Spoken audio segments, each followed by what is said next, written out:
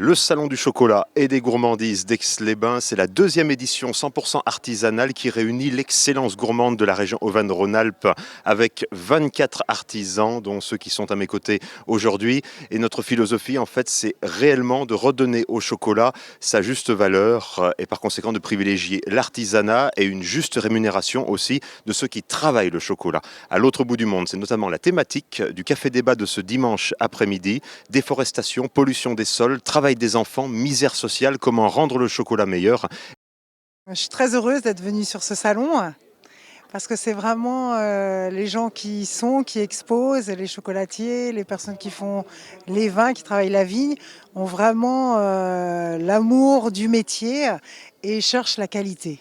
Voilà, tout d'abord, c'est l'excellence. Et ça, c'est la première fois que je viens, donc je ne le savais pas. Et en fait, je suis très heureuse. Je trouve qu'il y a vraiment un beau travail. Les gens ont été vraiment sélectionnés, ceux qui viennent, qui ont été invités, qui ont été sélectionnés. C'est de la grande qualité. Moi, je fais du chocolat cru. Donc, on est quelques-uns en France à faire du chocolat cru. Et je travaille de la fève. Voilà, je pars de la fève. Donc en fait, parce que on dit chocolatier, mais chocolatier, il y a plusieurs facettes, il y a plusieurs métiers.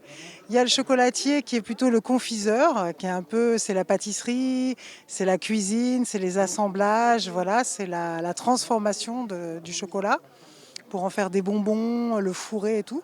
Moi, je fais plutôt ce qu'il y a avant. C'est un peu plus brut, c'est-à-dire que je travaille la fève et je fais des tablettes. Donc à partir de la fève, je vais la sucrer et je vais faire mes pourcentages, mes tablettes. Et parfois même, je vends de la couverture à certains chefs qui peuvent la cuisiner. Alors, il y avait un thème imposé puisque la marraine était une harpiste qui, hier soir, faisait un concert ici.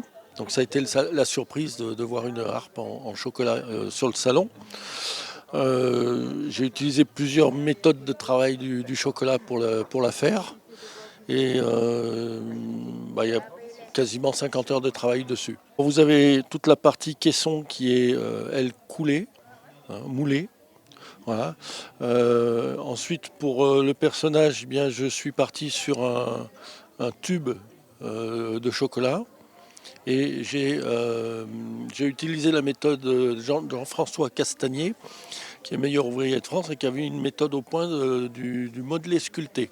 C'est-à-dire que j'utilise le chocolat comme de la pâte à modeler.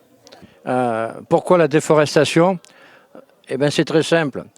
Le chocolat, pour qu'il soit bon et qu'il pousse, il faut qu'il pousse un peu sous forme de permaculture, d'agroforesterie, c'est-à-dire à l'ombre des arbres.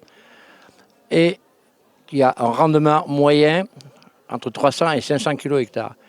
Mais les industriels ont fait faire des clones de recherche pour obtenir des rendements donc de 3 tonnes et demie à l'hectare, et dans les fleurs doivent résister au soleil.